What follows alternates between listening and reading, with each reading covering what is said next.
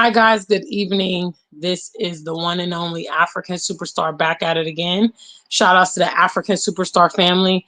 I love you guys. I appreciate you guys. Thank you so much for all your love and support. Before I get into this live stream, I just want to make you aware that I am available for bespoke tours, speaking engagements, performances. I also sell land here in Ghana. If you're interested or need any of those services, please reach out to my email, africansuperstar@gmail.com, which is scrolling across the bottom. And also, pro tip, yes. I am a resident of Ghana for 5 good years. I can be trusted. I have a long track record, so you don't have to worry about doing business with me. Okay? All right. Big shout outs to Tony Africa. He's the first in the building. Please make sure when you come into the chat room, you're on code. You greet, you can let us know where you're viewing us from and be a part of the conversation. So today I want to talk about why I continue to reach out to the diaspora despite the backlash. Now, I have been here on YouTube for a very long time, and I have seen people come and go in this space. I have seen people change. I have seen people reinvent their platforms, reinvent themselves. And during a lot of those changes, I have remained consistent. Big shout outs to M. George repping from Detroit. Shout outs to the African Superstar family, international, global. I see you guys.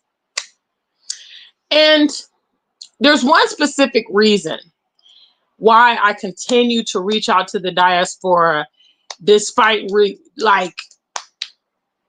what I have encountered going through this journey. A lot of things. I have endured a lot of things. I've lost friends. I've lost relationships. I got sacked from my job. I lost my original YouTube channel. A lot of things I have experienced due to this particular journey and due to the fact that I'm unwavering and unapologetic about it. Okay. And there's one specific reason. The reason is for those minority people that are searching for a potential option or solution for what they are experiencing, and they don't know. No one has spoken it to them, or they're unaware, or whatever it may be. And I know a lot of people are out there because I was once that person, and when I came to YouTube, for instance, to look up research or content from YouTubers, Black American YouTubers that were exploring the continent, living on the continent, I only found two. That was back in like 2014, 2015. The only two that I found was Diaspora, an African American in Africa, who is a content creator out in Namibia. And both of them are still here on YouTube. And I'm very good friends with Diaspora. I never did get a chance to, build a relationship with African American in Africa. I reached out to her via email, but I never, was able to connect with her. Shout outs to Myrtle, represented from St. Kitts. I see you, sweetheart. Thank you so much. Yes, it's the grandmother of Ghana, the one and only African Superstar. One of my friends in Ghana was like, "Why would you be a grandmother of Ghana?" And I'm like, because I was original in this movement. Hello, yes. Before it became popular, I was there. All these new folks is my children, my grandchildren, because I was there. You understand? So that's where the grandmother of Ghana comes from. I'm not new. I may be new to you, but I'm not new. I've been on this track for a very long time. So like I said, when I was interested about the reality of life on the continent, I found very little content at that time. And the content that I did find was life-changing. I began to get realistic views of the continent and hear perspectives and hear methodologies and things of how our people were doing that. And again, at that time, it wasn't popular. It's still not a mainstream movement, I'd say. It's still somewhat underground, because I'd say if you're not on social media, you may not know how many people are venturing to the continent, how many people are venturing to Ghana or Tanzania or Senegal. You may not be aware. But this social media has been the vehicle to getting out so much viable information about the continent. And one thing that I recognize and I take full responsibility for as a leader, as a public figure, is the information that I'm privy to. I never want to restrict that from people of whom it would impact. When I think about the people that were out there doing it way before anybody else, I think about what if those people decided, and obviously I know there have been members of the diaspora that have been coming back to Africa, throughout the ages. But in this social media age, there was very, very little content coming from African Americans, because a lot of African Americans, even still to this day, just have a connotation about Africa, want nothing to do with it, or not interested, or whatever it may be. So there was just very little, resources. And I want to be that impactful person that may provide the information, maybe the stepping stone to help someone in their transition, help them with things to consider and a different perspective and a different outlook, And I know that I have in effect touched thousands, via my social media. And I've had the pleasure of meeting some of you guys in person here in Ghana, or in the airports, or in the UK and America, and you communicating that to me. One of the most profound things that I remember, one of the most profound compliments I ever received was from one of our family members. Her name is Barbara Sutton. And Barbara Sutton, if any of you guys know, she was someone living in Atlanta, Georgia. And she connected with me on social media probably around 2019, 2020. And at that time, she was in her process of taking her first trip to Ghana. She came to Ghana. She loved Ghana. She eventually moved to Ghana and built a house here and settled and all that. Before she did that, she reached out to me via email. And at the time, her dad was ailing in the hospital, and she would go visit him. And she told me that he loved watching my show, and he especially loved my sign off. And every time the video would end, they would all say it together, stay black and true. If you ain't black, just stay true. And eventually her dad passed away, and she told me that he just raved about me, and he said he was so proud of me and that I should keep going and all those things. And that was one of the most profound compliments I ever received, that someone would think so highly of me to share me with their parents or other family members, especially in such a sensitive time. But, she communicated to me that I was like a source of joy for him. And that was just, it was just remarkable. And these are the kind of things that, these are the type of feedback that you get from your peers when you really are a game changer. So, on social media, I would say you have to be ready for the critics. You have to be ready for the detractors and the people that are distractions and those that sow discord and all of that. That's part of being a personality on social media. Nobody's going to love you 24/7 or 100% of the time. But the impact is just so amazing. And I actually feel like I have lived already. I have lived a life worth living because of this. And to be honest, I'm not really a social person. I know you guys might be shocked. If you guys are shocked when I say that, please let me see a number one, because when I tell people, they're always like, what? But by nature, I'm a really private person. I don't like dealing with the public at large because of the widespread ignorance that is a part of the general public, and the critiques of people who are doing nothing, achieving nothing, unwilling to take the reins in their own life, and the jealous, the envious, the connive, all the things that go with being in the public eye. I strongly dislike a lot of it, but it's my social responsibility that brings me back time in and time out, hearing from the family, being that resource. I've literally met people here in Ghana that have said to me verbatim, Gina, you're the reason I'm here. You know, it wasn't until I found your content. You know, I had a brunch with my big auntie, Miss Aquila, another family member from, you know, formerly from Atlanta. And, you know, she was preparing to move to Ghana around the same time Barbara Sutton was. And I kind of introduced the two of them and they became friends and hang out sometimes and all of that. And so I went to brunch with Miss Aquila a few weeks ago here in Ghana. And she said, you know, when I first met you or, you know, crossed your channel on social media, I was just so impressed by how articulate and intelligent you are. And, you know, this is someone who is in her, you know, early 70s. And I'm always like, she's a dynamic world traveler, you know, very professional, very elegant and sophisticated woman.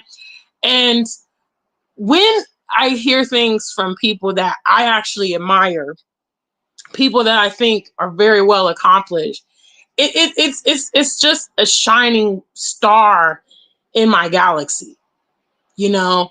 But I say all this to say, I think this is a very thoughtful and contemplated video because I want to send this out to a lot of you that also are very similar to me in many ways. And some people, because of their inhibitions or their lack of wanting to deal with the general public and things like that, you know, they kind of hold back on being dynamic, being who they're meant to be. But there's great joy in doing that. You know, there's great joy in doing that. I had a show in Kumasi over the weekend, and shout outs to Bantama, man. Bantama is, you know, a town in the Ashanti region, aka Kumasi, and there's an annual festival that I do, which is called the Bantama Shutdown. It's hosted by one of my really good friends and fellow artist, Raza Makwatia. And, you know, I'm a big deal in Bantama. I'm a big deal. You know, this is my second time going there for the shutdown. And when I got there, you know, the artists just show so much love. And I ran into a little girl, you know, this time around. And she was like, African superstar, I love you so much. Can we take a picture? And I was like, yeah.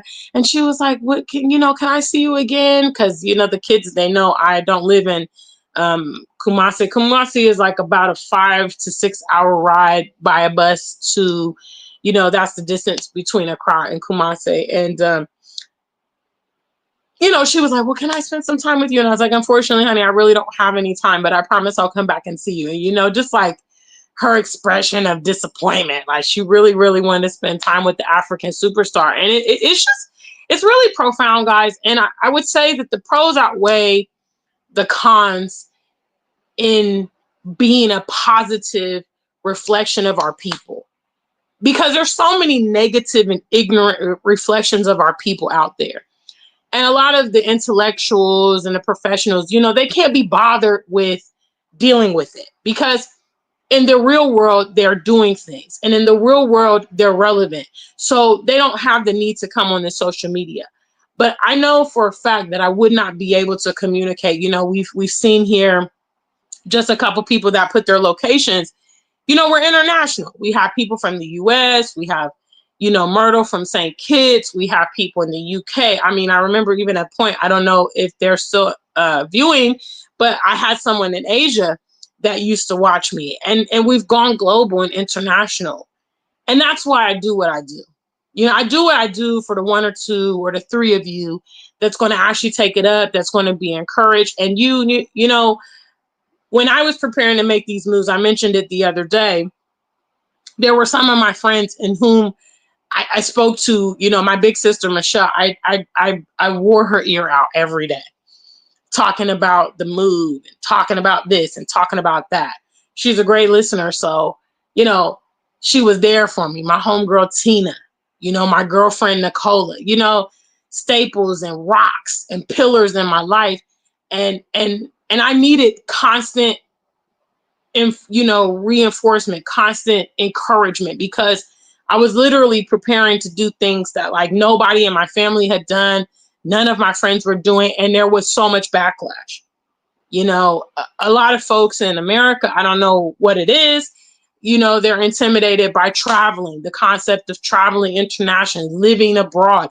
You know, I've been called a traitor. I've been called, you know, what do they call it? An agent, a clone, you know, all these things just for not wanting to subscribe to the status quo. And the truth is that a lot of our people are living a poor quality of life in the Western world at large. But because of the systematic brainwashing that we have received, the education in the media, you know, we just endure it and we think that it's norm, and it's not. And you need to know that some of your peers have taken alternative routes in life and are having success in those routes, and want you to be aware that it might be a potential option for you. And it may not be for everyone. I know that. But there is a select group of people of whom this is very, very beneficial. And you guys are who I do it for. You know, every time I talk about the continent, every time I promote Ghana, every time I promote Africa, I have to deal with a lot of misled and misguided versions of our people, coconuts, sellouts, divestors, you know, every word in the book, that are trying to just sow seeds of distress in this movement. But moving out of that environment has been a total game changer for me. And, you know, I would say I've mentored other people that have traveled abroad, and their experiences have been positive. You know, so far, people I've worked with through consultations, you know, there was some people that were interested in the UK, and there's been several that have come here to Ghana that I've kind of helped them and provided information and, you know, encouraged them on the difficulties and their concerns and their fears, you know, and at the end of the day, they have proved successful in those endeavors. And now enough to say, you know what, I'm so happy I did this. I mean, I'd say within the last few weeks, the new president in America has done some things that are challenging and questionable and impacting certain various people, okay, and frustrating other people. And those people that have strategically taken the steps and kind of made those decisions and made those moves are rejoicing that they are not subject to what's going on. You know, today, a couple of my friends on Facebook were going back and forth about Donald Trump, right? So I made a couple comments, and then it was going back and forth. And then I said, you know what? I don't need to get into this because this is not my situation. You know, I'm very mindful of things that suck your energy and distract you and, you know, kind of are like vacuums of your energy when they're irrelevant. Because at the end of the day, what can we really do about that situation? What can we really do about it? I mean, he's in office now. So whether or not you wanted him, if you're living in America, you know, you got to deal with it. So tonight's topic is why I continue to reach out to the diaspora despite the backlash. I know a lot of people that started out on this journey and they've given up. They've gone different ways. You know, I know, unfortunately, a lot of people that I've been associated with, members of that, they have tried to help. Members of the diaspora have tried to help. These people have taken advantage or tried to, you know, sabotage their business or their good name or turn against them or make up lies. And it's just like,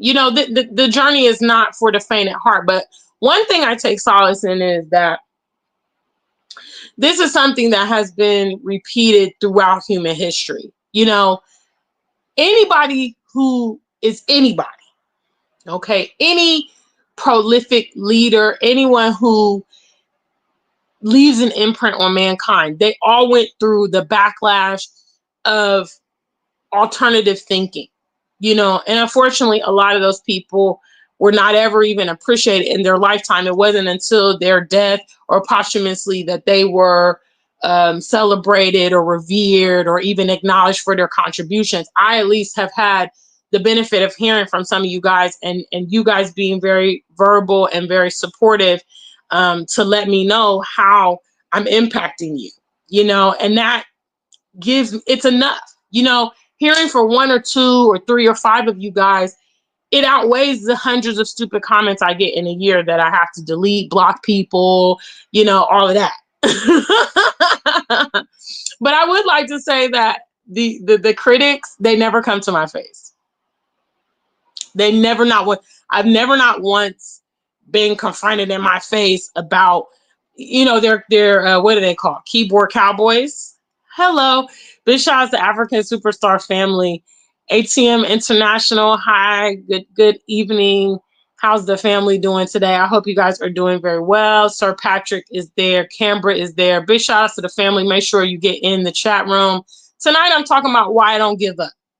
I'm not a quitter. I'm a winner. Hello. Bars. I'm not a quitter. I'm a winner.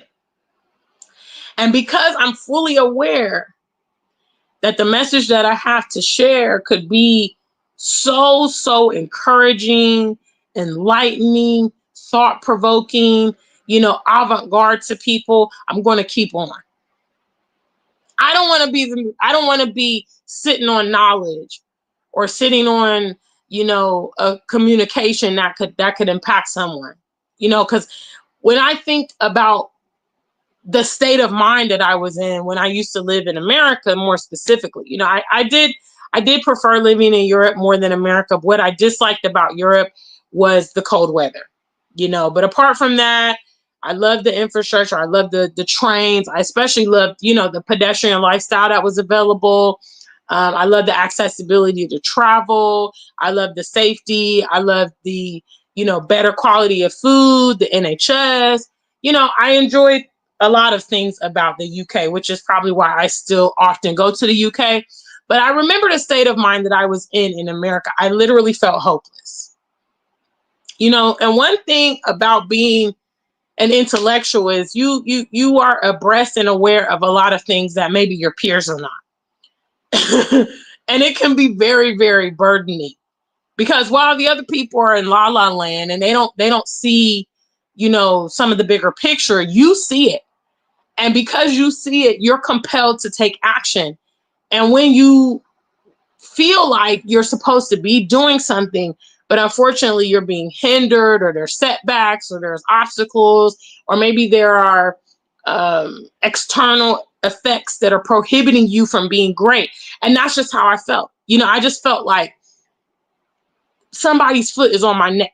Every time I try to escalate, every time I try to overcome, every time I try to finagle my way through various things, I'm met with more brick walls and more obstacles. And I felt smothered. I knew I had so much potential to be great, but the obstacles were just insurmountable and continuous and, devastating. So I was in a state of, I was a bit hopeless there. I just felt like this is how it's going to be, and there's nothing I can do. And a lot of the people around me were just kind of like, yeah, I know, man, this is how it is. It's messed up. And they would just talk, but there was no like actual recourse. There was no actual actions I could take, or a solution that I could, utilize to solve it. And now I'm in a completely different state of mind. For me, living in Africa, the possibilities are endless, because I don't have so many external things impacting me negatively off bat. As a Black person in America, you automatically way behind the starting line. You have to perform, 5 times better just to even be on the playing field with, in many cases, complete morons. People of who your caliber way exceeds theirs, but yet you have to, you take the back seat to them. And it's crazy. But here on the continent, I see that, okay, the efforts I put in actually propel me forward. I've actually reinvented myself, and special shout outs to my girl, Stacy. I had a chance to go see her, and my niece, Summertime. If you guys know Summertime, she's such a dynamic young journalist here on YouTube. And I had the pleasure of spending a bit of time with them. But, Stacy she is the consummate optimist. Let me say that. She has been so loving and encouraging to me since the day that I met her and her family. And some of the things that she says to me are just like incredible. But she brought my attention to the fact, she said, Gina, you know, since I met you, you reinvented, you continue to reinvent and evolve. And, you know, I have not looked at it like that. I just think that I'm just trying to be progressive. Being progressive is one of my own personal charges in life, you know, because I want to be able to look back over the years and say, okay, I've covered ground, you know, I've achieved, I've moved forward in life. That's very personally important to me. And so I don't I had not looked at it in that way, but she's right. You know what I mean? Like, I really have continuously reinvented myself to be relevant and to survive and to come out on top and to continue to win.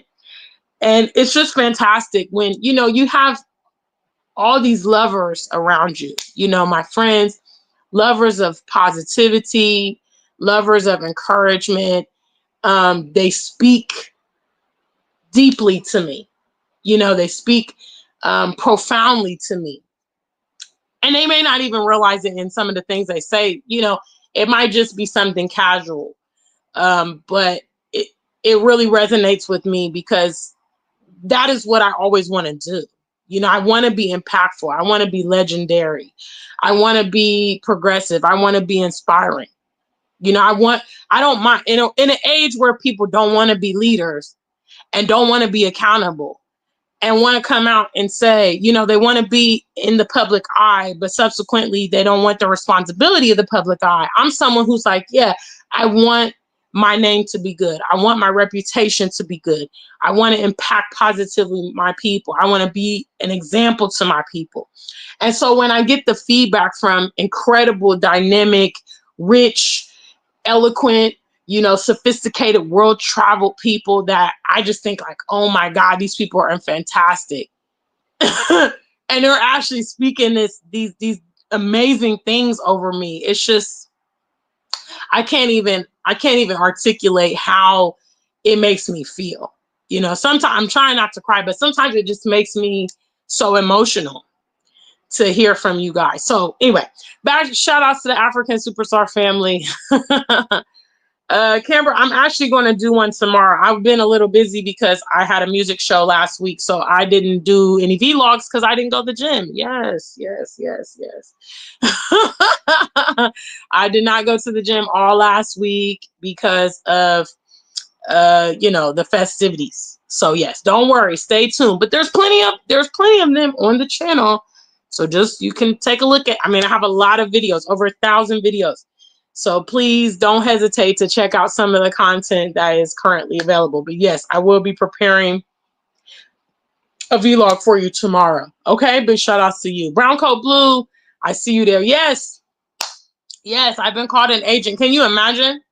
I was even told from one of our viewers that I wasn't Pan-African. Can you guys imagine why I'm not Pan-African enough? Because I bought designer glasses on my last visit to the UK. Because these are Versace glasses. The person was like, I don't know if you're really Pan-African. And I was like, are you serious? I need to do a video about that because I'm just like, wow. I mean, I hear it from American, you know, Black Americans all the time. Like, although I'm born and raised in America, and, you know, they're like, you're not really a foundational Black because you have immigrants in your family. And I'm like, bro, what are you talking about? Like, bro, does being born and raised, living and going through the drama in America, does that not quantify like you to be able to speak on what goes on in America? Like, come on. I mean, the logic is crazy. So yes, I've been called an agent, you know, a traitor, you know.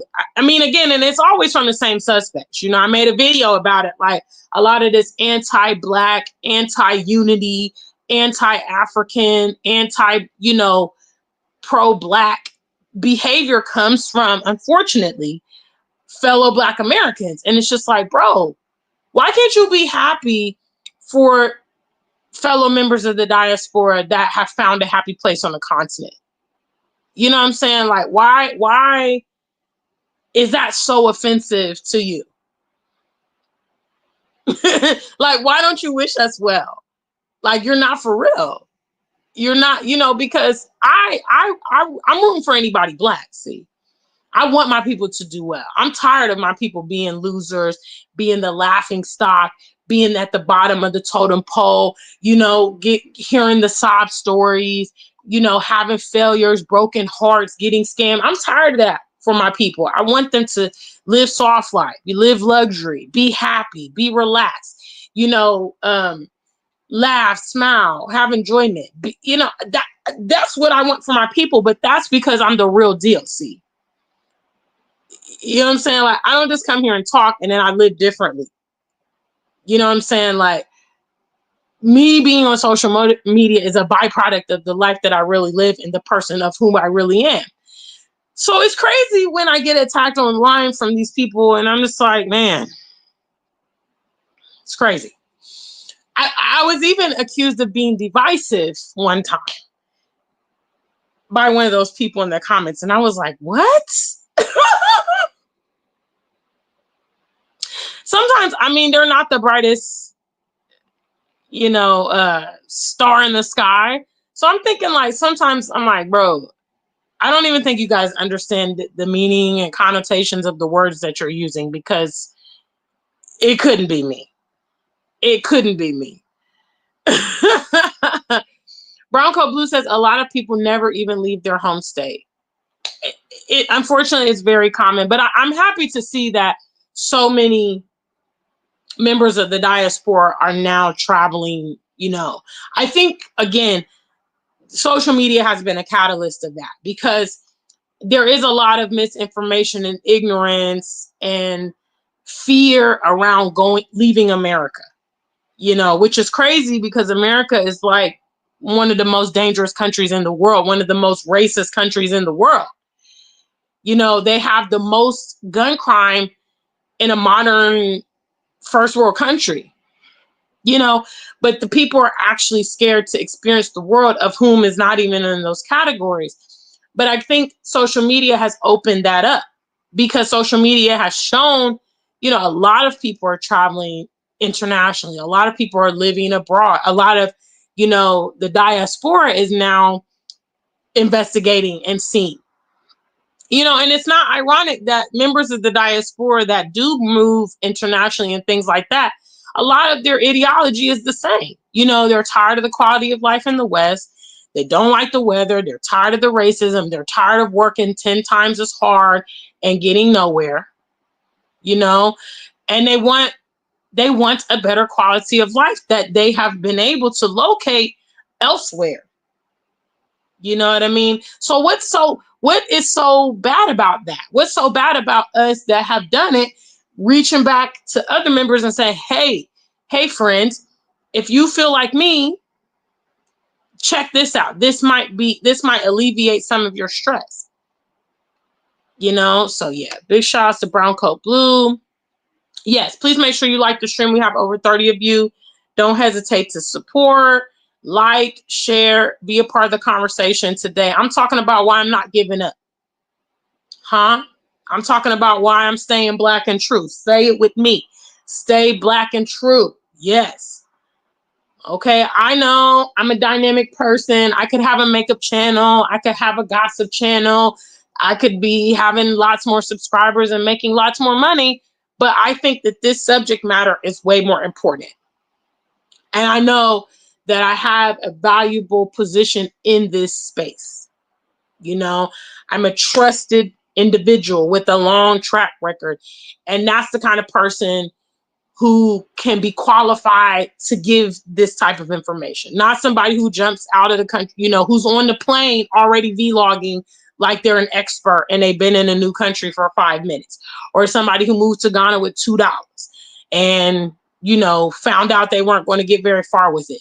Those people are really not You know, they really, you probably should not let those people advise you. Big shout outs. What's up, Amina? How are you, sweetheart? Thank you so much. I actually heard from Amina today. She sent me a text and it was so sweet. Big shout outs. What's up, Pastor Rick Fletcher? Thank you so much for the lovely compliment. Superstar Bella says, agent of living your best life. That's really good. Big shout outs. What's up? What's up? What's up? You guys are too kind. Thank you so much, Amina. I know brown coat blue. Huh? Say it again. Say it again. Say it again. Presenting facts doesn't make one divisive. And you know, I had this conversation with a friend of mine. I'm like, I don't really know what is so offensive about the truth, because before you can progress in your life, you gotta hone in on the truth. You know, and so from my experience living in the US, I say, let's see, I moved in 2017. I think I was about 34, 35, maybe at the time. Yeah, early 30s. And, you know, born and raised in Columbus, like I said, graduated high school, graduated university, got married, had a, career, and all those things. So I've experienced different facets of American life. And I've also had many peers who felt like me. You know, a lot of the friends that I went to the University of Cincinnati with, you know, once we graduated and went into the professional world, you know, people were echoing the same type of, you know, workplace discrimination, you know, race relations, police brutality, cost of living, you know, and it's just like, okay, I'm not in a dream world when I talk about it. I just simply wanted to find a way to alleviate it. You know, that was what I wanted to do. I'm like, okay, how can I, you know, change what's happening to me? Because I realized that I was on a track just like my parents, just like friends of my parents, just like my community. You know, unless I change course, I'll be in similar situations that they are in. And some of those situations I didn't want to experience. You know, so you have to be avant-garde and you have to break out and you have to have courage, because again, that change is so confronting to most people around us. If you actually have a core that's like, go for it, go Gina, go, you know, which I was grateful. I did have that. You know, my family didn't contest me traveling. My friends didn't contest me traveling, you know. But this social media, see.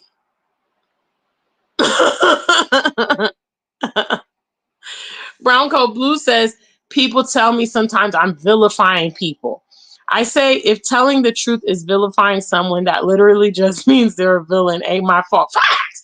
That's what I'm saying. Like, when I talk about my experience in the West, like, why are you mad at me for expressing my perspective? Why don't you be mad at the people that have created that narrative and that way of life? Why are you mad at me? Huh? And matter of fact, this is such a great point, Brown Coat Blue. Black people, why are you mad at other Black people for going out and trying to make something happen in their life? But you ain't mad at the whites, though. Huh? You ain't mad at the people that are actually oppressing you and making your life hard. You're not mad at them. Huh? You turn all your vim and your hatred on images of yourself instead of people that are really guilty. Why is that? It's so ridiculous. You know, now, meanwhile, I'm pretty sure the FBA and the ADOS don't go on, you know, what's that guy's name? Drew Brinsky, the white boy who goes all around the places, or Mr. Beast. You know, I'm pretty sure when they go to Africa, nobody complains. When they do this and do that, nobody complains. Why is it okay for the whites to go do it? Why do you accept the narrative that they can be world travelers, that they can live internationally, that they can live a good life, but you can't? Huh? You see what I'm saying? Like, I guess in a way I'm different because I'm not ready for that slave life. I can't take it. Can't take it. It makes me depressed. Okay, I need to be free. I need to enjoy. I need to relax. Some days here in Ghana, I wake up and I'm just like, I'm just tired. Like, let me just lay in bed and relax. You know, let me give you a pro tip. Some people say I don't look my age, huh? And you know, I'm aging well and all that. Well, one of my beauty secrets is rest and relaxation. Some of you guys look a little hard and crusty, a little tired. Those bags under eyes are really profound because you're not getting enough sleep. You're having too much stress. Okay. You don't have a social life. You don't have a love life.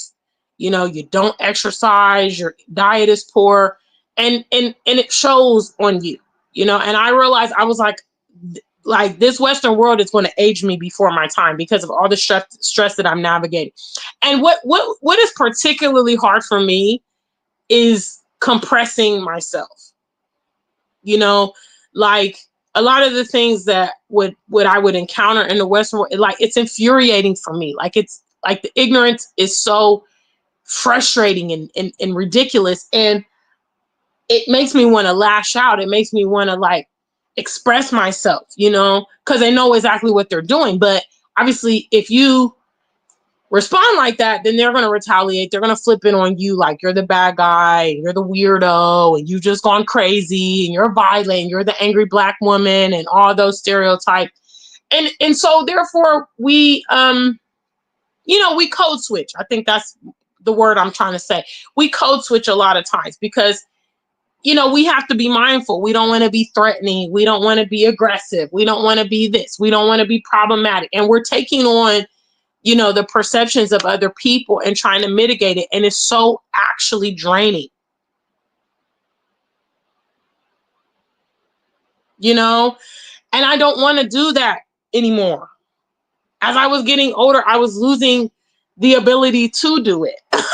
I was getting more and more angry as the days got by. And I'm like, it's only a matter of time before this is going to end ugly. Because one day it's kind of like a car with bad brakes. You know, at first they start squealing, you know, and then maybe when you're driving, you got to pump it real hard to drive and, you know, whatnot and all of that. And then eventually the brakes just give out completely. And then you crash or hit another car or something like that. So I realized, ooh, my brakes are squealing. One day I'm not going to have any tolerance and I'm just going to flip out. So to prevent that from happening, let me go ahead and take the proactive approach and get the hell out of this place because this environment is triggering me all the time unnecessarily. Okay. Big shout outs to you guys. Yes. Superstar Bella says no one can truly prepare you for the challenges of working in the U.S. with black skin and education. You know, and it wouldn't be so bad if you could just be in peace. You know, do your job in peace. You know, if you're an ambitious person and you're trying to escalate, like you can just get what you're entitled to, what you work hard for. But no, they're constantly moving the goalposts, constantly putting obstacles, conspiring, trying to set you up, you know, trying to make you look stupid or make you, you know, and it's just so much. The politics is crazy, bro. You know, and then, like I said, if you're intellectual, you know what's going on. So your brain is just, you know, spinning all the time because it's like, you know, like you have to just keep quiet when you really don't want to be. And it's very, very draining. Canberra, what's up to you? Ty Inspires in Japan, I believe. I haven't talked to her in a really long time. I talk to Nappy, I'd say probably more often. But yeah, they was talking about they was having a blizzard over there. And I'm like, yeah, they get a lot of snow in Japan. I'm cool. I'm straight.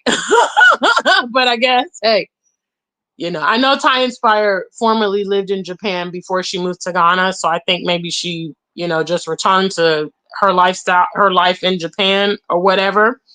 And Nappy went along. So yeah, but last I heard from them, they're doing fine. And, you know, Nappy's trying to adjust to that cold weather. Yeah, so big shout out to the African superstar family. Yes. So today's topic is why I continue against the backlash to drop these messages. You know, I know some of you guys need it. You know, and I know you need the constant reinforcement that this decision may be for you because of all the external noise around you trying to distract you, you know, from achieving and going forward. You know, you have to conquer all those voices around you um, to have success. And that's why I tell you, you know, sometimes you just need to move in silence. You don't need the unnecessary opinions of people who are irrelevant, people that are not like-minded, people that are just going to try to discourage you. You don't need it. You know what I'm saying? Like, you're an adult, you're intelligent, you've made these decisions based on various factors, and that's what you need. You know, if you're in a position to do something, you should never be advised by people who are not in a position to do something. And honestly, if I'm honest, that's where a lot of the hatred comes from here online in general.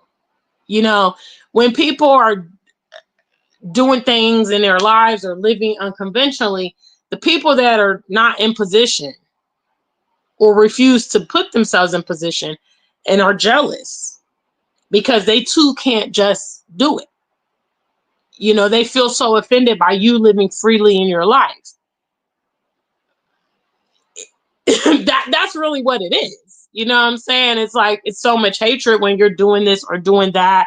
I mean, when you do your makeup, when you wear your hair, when you have your boyfriend on there, your girlfriend on there, whatever. Critics all over. And it's just like, bro, hello. So big shout out to the African Superstar family. I hope you guys had a lovely day today. Happy Tuesday. Yes. I hope you guys are doing great. I had a really nice day. Just went to the gym, did some shopping, and I'll be heading to bed after this message. Okay. So big shout out to the African Superstar family. And if you are new to our platform, make sure you subscribe so that you don't miss our videos. If you love this content, make sure you show love in a tangible way and be a part of our platform, be an active part of our platform. Again, letting you guys know some of the services that I offer. If you need help with your move abroad, your move to Ghana, I am available for consultations. I do bespoke tours as well. So if you're planning to come here and you want to meet up or you need help planning that, I also provide that as a service in addition to keynoting events, music performances, and I also sell land here in Ghana at a settlement called Shy Hills. So if you come to Ghana and you want to take a look at the land and go out there, I'm absolutely available to do those things with you. You can reach out to me at africansuperstar@gmail.com. Scrolling across the bottom of the screen down here. And also, these are the ways via to support the channel if you wish to send any fiscal support. Okay? All right. Shout out to the African Superstar family. Until we meet again, stay black and true. If you ain't black, just stay true.